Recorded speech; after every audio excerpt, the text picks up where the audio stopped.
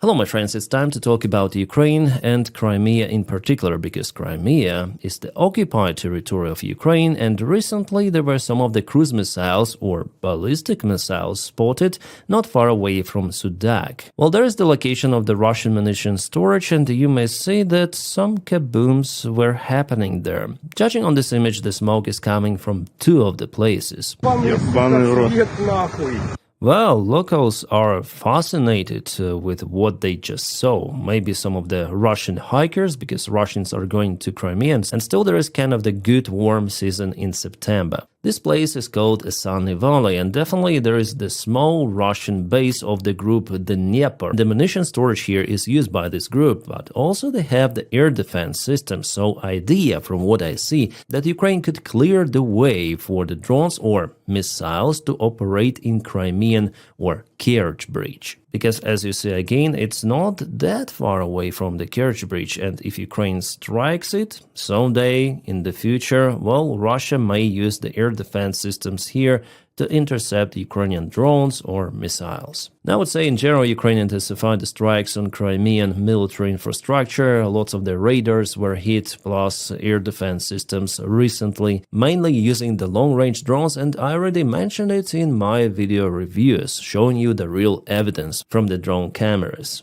Here we go with one more strike on Crimea. You can see this is the communication center of the Russian space communication. Yes, it is called exactly like that, and something happened there, as you may see. Local kaboom of the facility. What was used to hit it? Well, judging on this video, it's hard to say. Again, it is the Russian military base of the occupied village of Vitino, Crimea. Locals report about two of the kabooms. On video we have a single one, but they say that it was the communication center which was hit, and also the Russian command headquarters of this military base. Also, I have the reports that it probably wasn't the standard drone, because the target was moving very fast, so it is either jet drone or missile. Cruise missile. As we know, Ukraine used Pekla missile not long time ago, also high-speed target. And here in this case, it could be the same variant. Actually, Russians here tried to use Panzer 1S air defense system to shut those drones down, but the operation of the system was not successful. And guys, about the military map, we have good news that there were no any updates already published for the third day. It means that Russian army is stuck, or maybe it just accumulates the forces for the major strike against the Ukrainian army in Pokrov's direction. And we had the evidence that probably it might happen like that. So Ukraine still continues the counteroffensive operation, and we have actually also good news from Mayak village. The fight for now is ongoing for this one, and Ukraine prevails. Novotoretsk is also in a gray zone, and Ukraine controls this entire area with the help of the FPV drones and artillery. However, every counteroffensive might bring more losses for Ukraine, and Ukraine should be careful with that. But yeah, at least 3 of the Russian battalions could be encircled in this place. It is pretty much possible. I give it like 50-50 if Ukraine would hurry up with this one, because Russia again might start significant advancement on the front lines even this month. Guys, today I spoke about Poland in 2 of the videos. Yeah, those news are not okay. It's one more escalation of the war, but it is uncomparable to what is happening in Ukraine. Just yesterday, Russia launched a gliding bomb attack on Ukrainian civilians in Yerove village, a small freaking village. There is no any military. Yeah, it's Donetsk Oblast, but those were civilians. There is no any military base out there. This tower here is just for the phone connection. It's not the military antenna. Guys, 20 people lost their lives, 20 in this small village, because they were in a queue to obtain their pensions. Yeah, this van is the mobile pension delivery for pensioners. It just goes from one village to another, giving money for elderly people. That's how Ukraine takes care about its people, yeah, elderly with pensions. Because it could be hard for those people to go somewhere, you know, from this small village to travel. So Ukraine cares about the people, but Russians, they just I don't have words. This enemy, guys, it has no mercy, it has no morale, just pure barbarians, and they deserve punishment, of course. And Putin especially, because he started everything of that, but now he's the guy who's, well, greeted by Donald Trump with the clubs out there in Alaska. So this meet and greet actually encourages Putin to act more against not just Ukraine, but against NATO in general. Today's attack on Poland is showing it vividly. By the way, in Vilnius, there is the situation, a gas train blown up. Several of the carriages or wagons caught fire for unknown reason. Strangely, but this gas was up to go to Poland. Is it a coincidence that it happened the same day with Russian attack on Poland? Could be, or could be not. And by the way, we have the reaction of Donald Trump on the events which happened last night in Poland. What's with Russia violating Poland's airspace with drones?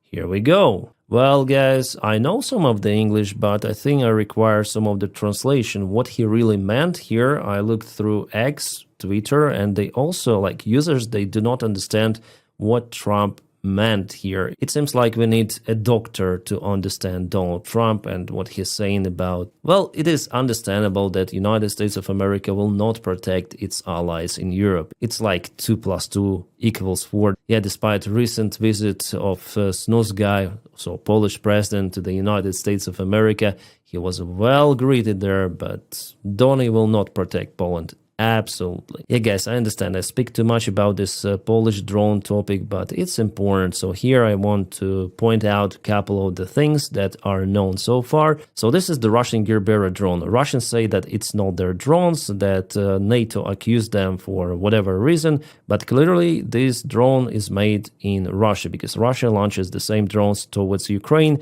So what is this plastic bag up front? Well, actually it looks like this. This is the extra fuel tank. So usually Gerbera drones definitely may fly for roughly 700-800 kilometers. And to increase the range, Russia mounted extra fuel tanks instead of the warheads. So it was the first attack where Russia tested capabilities of the air defense of NATO. How many airplanes NATO might deploy to shut down 20 of the Russian drones at least? Whether Poland is going to use the ground-based air defense systems and so on. So this modification with an extra fuel tank really shows that Russia was preparing details of this strike. It was done for purpose to launch those drones to Poland because usually in Ukraine they launch those drones without this feature. Instead, they put some of the TNT in the front. But here again in the nose part, it was this plastic bag full of fuel. And yeah, 4 drones were shut down, but the rest landed themselves because of the fuel starvation. Well, Zelensky said that not just Gerbera drones went to Poland, but also Shahed drones. Shaheds, they have way longer range compared to Gerbera,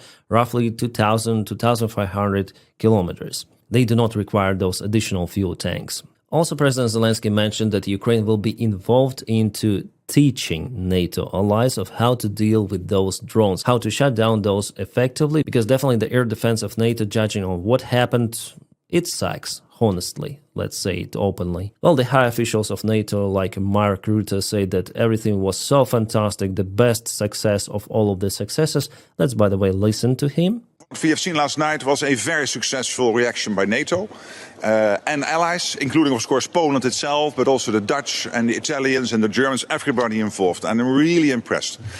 So, of course, we always have to make sure that we are one step ahead. But I think last night showed that we are able to defend every inch of NATO territory, including, of course, its airspace. Thank you so much.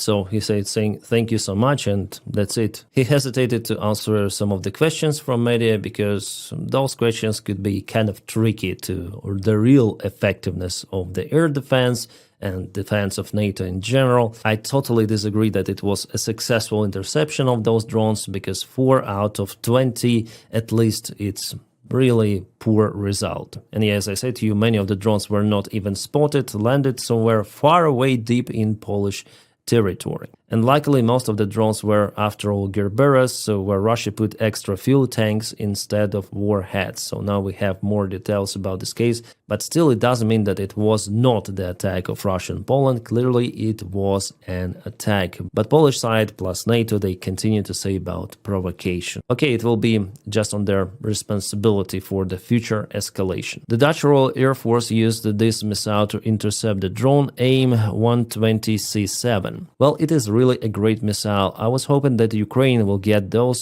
but unfortunately not. The range of it is 120 kilometers. But what's about the price of those missiles? In 2014, it was reported that Turkey obtained those missiles, 145 of the units, for $320 million, which makes the unit cost $2.2 million. So each missile cost $2.2 million.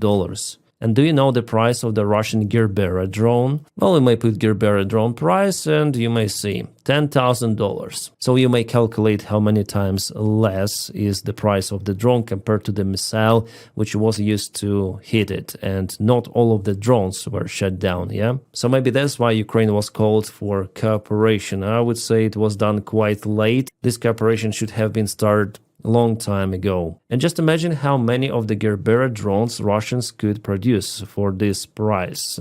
They may exhaust really the air defense capabilities of NATO or some separate country as Poland. So the most effective actually way to shut down those Gerbera drones is to use FPV because they're more efficient and less pricey. You simply would not have enough $2.2 million worth missiles to shut down all of the drones that Russia potentially could launch to the Polish airspace, and not just Polish. And I expect those attacks to intensify because of the weak reaction again from NATO, from Poland. It's very sad to see that reaction, guys.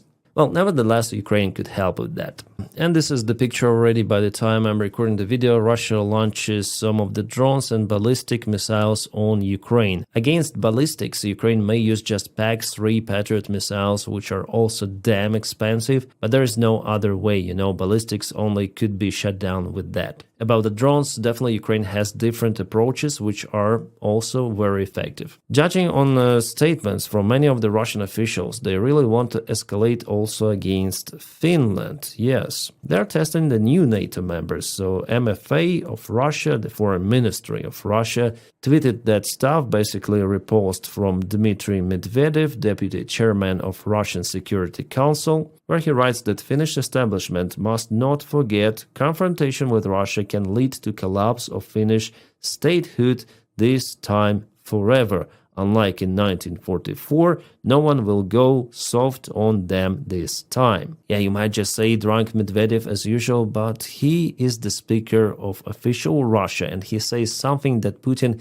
cannot say himself openly. So he is the barking dog of the Russian regime. It means that Russia really thinks like that. One more, the head of the State Duma Defense Committee, Andrei Kartapolov, who is also a military official of the Russian army, said that Finland is becoming a breeding ground for fascism faster than Ukraine. According to him, Russia is ready to protect its interests, and if the policy of the Finnish authorities leads to the tragic consequences, it will be on their conscience. So you see how they threaten everyone around, especially neighboring NATO countries. Guys, I honestly expect all of this war situation to escalate. And we know that Russia is building its military bases in a very close proximity to Finland. And we have the information that there are some of the military bases built in Belarus. This one is not far away from Gomel. Also, Belarus is expanding its military airfields. For example, this is the airfield of Luninets. You may see how many of the new parking spots are out there.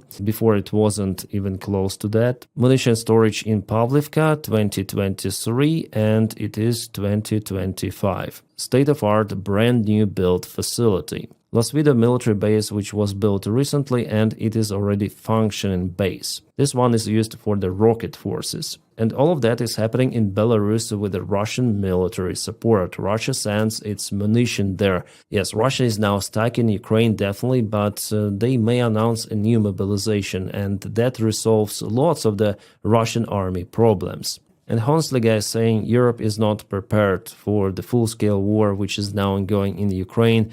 Ukraine was partially prepared because the war was in Donbass since 2014, so there were some of the trenches, some of the defense lines, and Europe just started to build those. So Putin has that certain time window, and it's not very long. I would say that during the next 4 years, Europe could rearm and definitely defend itself. But now it's going to be very, very hard for Europe. And we know that Donald Trump's administration will not help Europe. It is already understandable. Putin understands that as well, so I guess he will escalate this war to NATO. I'm almost sure about it. The only question is when and where. The most logical scenario for Russia's escalation is Suwalki corridor after all, because it cuts 3 of the countries of NATO immediately from any sort of the supplies. Whether it could happen just right now during the military drills in Belarus, I don't think so, but there could be some of the provocations that might lead to some of the escalation, but I don't think full scale this year,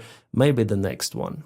And guys, please check out my channel, Denis Davidov. It's the one you're watching me on, so subscribe and like, because there I film regularly. For today, I filmed already a couple of the videos about the strike of Russia on Poland. And what is gonna be next? Well, my narrative is the same, weak reaction of NATO. And also, guys, thank you for your kind support on Patreon. The link for it is in the video description right below. You're just motivating me to film more and more of the videos. Thank you so much for your kind support, my friends, and I wish you all a peaceful sky wherever you are, and have a great time.